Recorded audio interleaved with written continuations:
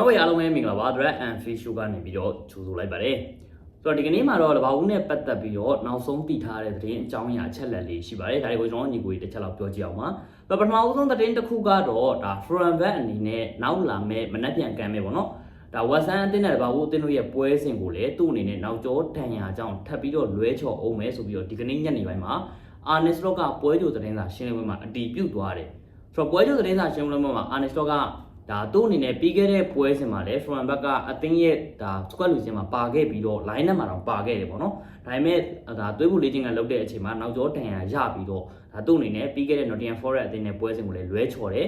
ဒါပေမဲ့ဒီပွဲစဉ်မှာတော့သူ့အနေနဲ့ပြန်လာနိုင်မယ်လို့မျှော်လင့်ခဲ့တာပေါ့နော်တိုးတော့လက်ရှိ Foreign Back ရဲ့ဒဏ်ရာအခြေအနေကပုံမှန်မဟုတ်ဘဲနဲ့ဒါလောလောဆယ်မှာဆိုရင်လည်းနောက်ထပ်ပွဲစဉ်တစ်ပွဲကိုလွဲချော်အောင်မယ်ဆိုပြီးသူ့ဘက်ကအတီးပြုတ်သွားတယ်ဆိုတော့လဘာဘူးကတော့ Foreign Back မပါဘဲနဲ့နောက်ထပ်ပွဲစဉ်တစ်ပွဲကိုထပ်ပြီးတော့ကစားမှာပေါ့နော်ဆိုတော့ Foreign Back ဒီဒါရာဒီအစတုန်းကတော့လဘာဘူးအသင်းမှာရှိနေတာရောမရှိနေတာရောကတိတ်ပြီးတော့ဒါကျွန်တော်တို့မသိတာဘူးဒါပေမဲ့အချိန်ကြာလာတာနဲ့အမျှ Foreign Back ကိုယ်တိုင်ကလည်း Premier League မှာစပြီးတော့အသားကျလာတယ်လဘာဘူးအသင်းနဲ့လည်းတော်တော်လေးစီးမျောနိုင်နေတဲ့အချိန်မှာ Foreign Back မပါဘဲနဲ့လဘာဘူးအသင်းကစားတဲ့ပွဲစဉ်တွေကတိုက်စစ်ကစားသမားတွေဖြစ်တဲ့ Shugu AKTK အတွက်တော်တော်လေးကစားရတာခက်နေတာကိုကျွန်တော်တို့သွားတွေ့ရတယ်ဆိုတော့ Foreign Back ကွင်းထဲမှာရှိနေပြီဆိုရင် AKTK ကအလုပ်လုပ်ရတာပိုလွယ်တယ်မိုဆာလာတို့ကိုရီကပိုတို့ကဒီထက်ပိုပြီးအသင်းအတွက်အသုံးဝင်နေဗျာအထူးသဖြင့်ကိုရီကပိုပါကိုရီကပိုဆိုရင် Foreign Back ကွင်းထဲမှာရှိနေပြီဆိုရင် Foreign Back ကအဲ့ဘက် channel ရိပ်ပြီးတော့ကစားပေးတယ်ဆိုတော့ကိုရီကပိုအနေနဲ့ကစားရတာအခုလောက်ထိမခက်ဘူးဆိုတော့သူကငကိုတွေကလိတ်ဘယ်လိုမျိုးရိုးရိုးသွားနေတဲ့ကစားသမားဗျာအရန်ရိုးရှင်းတဲ့ကစားသမားတအုပ်အနေနဲ့က Foreign Back လိုမျိုးနည်းနည်းမာယာပါတဲ့ကစားသမားနဲ့တွဲဆော့တဲ့အခါမှာသူ့အတွက် option လေးတွေကနည်းနည်းလေးဒါဘယ်လိုပြောမလဲအခုထက်ဆိုင်ပိုများလာတယ်ဗျာသူ့အတွက်ခြေသွမ်းပြနိုင်တဲ့အခွင့်အရေးကပိုများလာတယ်ဒါပေမဲ့ Foreign Back မပါတဲ့အချိန်မှာကိုရီကပူကလည်းကွင်းထဲမှာမရှိသလိုခံစားလာရတယ်ဆိုတော့ဒါက Foreign Back မပါဘဲနဲ့ကစားတဲ့ပွဲစဉ်မှာတော့ကိုရီကပူတို့ပြင်တိုက်စစ်က Shugu AKTK တို့ကတော့ပို့ပြီးတော့တိုင်ပတ်နေတာကိုကျွန်တော်တို့တွေ့ရတယ်ပေါ့နော်ဒါပေမဲ့ဒီပွဲစဉ်မှာ Foreign Back ကတော့အသင်းရဲ့နောက်ထပ်ပွဲစဉ်တစ်ပွဲကိုထပ်ပြီးတော့လွဲချော်မှဆိုပြီးတော့သိရတယ်နောက်ထပ် injury နဲ့ပတ်သက်တဲ့သတင်းတစ်ခုကတော့လောလောဆယ်မှာဆိုရင်ဒါဒဏ်ရာကြောင့်ပေါ့နော်အနားယူနေရတဲ့အသင်းရဲ့ညာနောက်ခံကစားသမားဖြစ်တဲ့ Frin ပေါင်ကတော့မနက်ဖြန်ကစားမဲ့လဘာဘူးနဲ့ဝါဆန်အသင်းတို့ရဲ့ပွဲစဉ်မှာအသင်းရဲ့ squad လူချင်းတွေကိုပြန်ပါလာတော့မယ်ဆိုပြီးကျွန်တော်သိရတယ်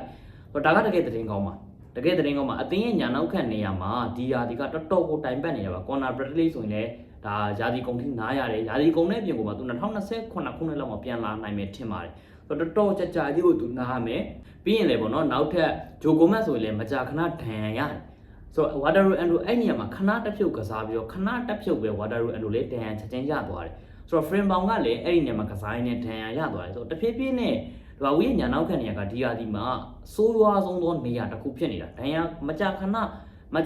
ရတတ်တဲ့နေရာတစ်ခုဖြစ်နေတာပေါ့နော်ဆိုတော့အဲ့နေရာအတွက် Frin ပေါင်ကလောလောဆယ်မှာဒဏ်ရာကနေပြန်သက်တာပြီးတော့ပြန်ကစားပေးနိုင်မယ်ဆိုတဲ့သတင်းကတော့ဒါတကယ်သတင်းကောင်းပါနောက်ထပ်တစ်ချက်ပေါ့နော်ဒါမနက်ဖြန်ပွဲစဉ်မှာတော့ဒါ Arne Slot နဲ့က ဒီ Frin ပေါင်ကိုပွဲထွက်ကစားသမားဖြစ်အသုံးပြုခြင်းမှာပြုလိုက်မယ်မပြုဘူးကလည်းတော်တော်လေးကြာကန်လို့များပါတယ်ဘာလို့ဆိုတော့အစောကလေးက Arne Slot ကဗျာကျွန်တော်တို့သိထားတဲ့အတိုင်းပဲဒဏ်ရာလေးနည်းနည်းလေးရတယ်ဆိုရင်တော့ပဲအဲ့ကစားသမားကိုသူပွဲထောက်ခွင့်နေနေမသုံးဘူးဒါကြောင့်မလို့ဒဏ်ရာကနေပြီးတော့ပြန်သက်တာလာတဲ့ Frin ပေါင်ကိုတော့ချက်ချင်းတော့ပွဲထောက်ခွင့်တော့ပေးမယ်လို့တော့ကျွန်တော်တို့မထင်ဘူးဆိုတော့သူ့ကိုပွဲချိန်မိနစ်ဘယ်နှမိနစ်ပေးပြီးတော့ကစားမလဲဆိုတာကိုပဲကျွန်တော်စောင့်ကြည့်ရမှာဘာပဲပြောဒါ Frin ပေါင်ပြန်ပါလာတာကဒီဘာဘူးအသင်းတော့ကတော့တကယ်သတင်းကောင်းတစ်ခုဖြစ်တယ်ပေါ့နော်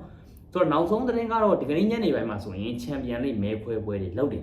ဆိုတော့ချန်ပီယံလိမဲခွဲပွဲလုပ်တဲ့အခါမှာလဘာဘူးကအစောကလေးကလဘာဘူးနဲ့တွေ့မဲ့အသင်းနှစ်သင်းကကျွန်တော်တို့တွေ့ပြီးသားဆိုတော့အဲ့ဒီနှစ်သင်းကတော့ဒါ Galatasaray နဲ့ Atletico Madrid အသင်းတွေဆိုတော့အဲ့ဒီနှစ်သင်းကတသင်းနဲ့လဘာဘူးနဲ့တွေ့မှာပေါ့နော်လဘာဘူးနဲ့တွေ့မဲ့အပြင်ပေါ်မှာအကယ်၍ပေါ့နော်လဘာဘူးအသင်းဒီ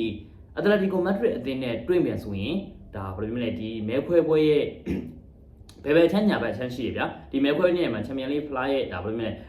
all the way final ကိုသွားမဲ့အချမ်းနဲ့ချမ်းရှိတယ်အကယ်၍ Atletico Madrid နဲ့တွေ့မယ်ဆိုရင်လဘာဘူးအသင်းကဟိုဘက်ချမ်းကိုရောက်သွားမှာဒါ Galatasaray နဲ့တွေ့မယ်ဆိုရင်လက်ရှိဒီဘက်ချမ်းမှာပဲဆက်ရှိနေပြီးတော့နည်းနည်းလေးရုန်းကန်ရမယ်ထင်မှာပါတယ်ဒါပေမဲ့လဘာဘူးအသင်းကကန်ဆိုးတယ်လို့ပဲပြောရမလားကန်ကောင်းတယ်လို့ပဲပြောရမလားဗျာဘယ်လိုပြောမလဲဒီဘယ်ချမ်းမှာပဲ Galatasaray နဲ့တွေ့ပြီးတော့အဲ့ဒီဘက်ချမ်းမှာပဲရှိနေတယ်ဆိုတော့လဘာဘူးလက်ရှိနေတဲ့ဘက်ချမ်းက final ကိုသွားဖို့အတွက်တော်တော်ခက်ခဲနေပါတယ်လဘာဘူးရှိနေတဲ့ဘက်ချမ်းမှာလက်ရှိချန်ပီယံ PSG ရှိတယ်ချယ်ဆီရှိတယ်လဘာဘူးရှိတယ်နောက်ထပ်အသင်းကြီးဖြစ်တဲ့ Manchester City ရှိမယ် Real Madrid ရှိမယ်အဲ့ဒီအပြင်ကိုမှ Bayern Munich အသင်းကြီးရှိတယ် အဲ့ဒီအသင်းတွေအားလုံးတွေကမှတသင်းမဲ့ final ရောက်မှာပါဆိုတော့လဘာဘူးအသင်းအတွက်ကတော့ final ကိုတက်ဖို့အတွက်တော်တော်လေးကိုမှစူးစမ်းပြီးတော့အာရုံစိုက်ပြီးအပြည့်အဝကစားသွားရမယ်ဆိုတဲ့အနေအထားမှာရှိတယ်ပေါ့နော်အကယ်၍ Atletico Madrid အသင်းနဲ့ဒါလဘာဘူးအသင်းကတွေ့ခဲ့မယ်ဆိုရင်တော်တော်လေးကိုဒါ final ကိုတက်ဖို့အတွက်ပို့ပြီးတော့အခွင့်အရေးများသွားမှာဗျာလောလောဆယ်အဲ့ဒီညာဘက်ချမ်းမှာဆိုရင်ဘာစီလိုနာနဲ့အာဆင်နယ်တို့နှစ်သင်းပဲရှိတယ်အသင်းကြီးပြောလို့ပြောရမှာဆိုတော့ Atletico Madrid ကလည်းလောလောဆယ်မှာသူတို့ရဲ့ form ပုံစံအရတေးကြတယ်သူတို့တွေဒါတော်တင်အောင် Hotspur အသင်းကိုနိုင်သွားလိမ့်မယ်ဒါပေမဲ့ Champion League နောက်ထပ် quarter final ရောက်လို့ရှိရင်သူတို့တွေဒါဘာစီလိုနာကိုတော့ဘာစီလိုနာပဲဖြစ်ဖြစ် Newcastle ပဲဖြစ်ဖြစ်သူတို့နိုင်ဖို့ခက်ခဲမှာပဲဆိုတော့အာဆင်နယ်ကတော့ဟိုဘက်အချက်မှာတော်တော်လေးကိုမှပွဲချောင်နေတယ်အာဆင်နယ်ကဒါလီဗာပူးဆင်နဲ့တွေ့ရပြီးတော့သူ့အနေနဲ့ final ကိုတက်ဖို့အတွက်လောလောဆယ်မှာတော့တော်တော်လေးကိုအခွင့်အရေးများနေတယ်ဆိုတော့ဒါလီဗာပူးအသင်းကတော့ဂါတာဆာရီအသင်းနဲ့တွေ့ပြီးတော့လောလောဆယ်မှာဆိုရင်တော့ final ကိုတက်ဖို့အတွက်တော်တော်လေးကိုခက်ခဲသွားတယ်ဆိုတဲ့အနေအထားမှာကျွန်တော်တွေ့ရပါတယ်ဆိုတော့ဒါတွေကတော့ဒါနောက်ဆုံးရခဲ့ရတဲ့လီဗာပူးနဲ့ပတ်သက်တဲ့နောက်ဆုံးရသတင်းအကြောင်းအရာတွေဖြစ်ပါတယ်ဆိုတော့ကျွန်တော်တို့ကပရီမီယာတစ်ချက်လောက်ဆွေးနွေးရပါကျွန်တော်လည်း line subscribe လုပ်ပေးထားပါအောင်ဗျကျေးဇူးများတင်ပါတယ်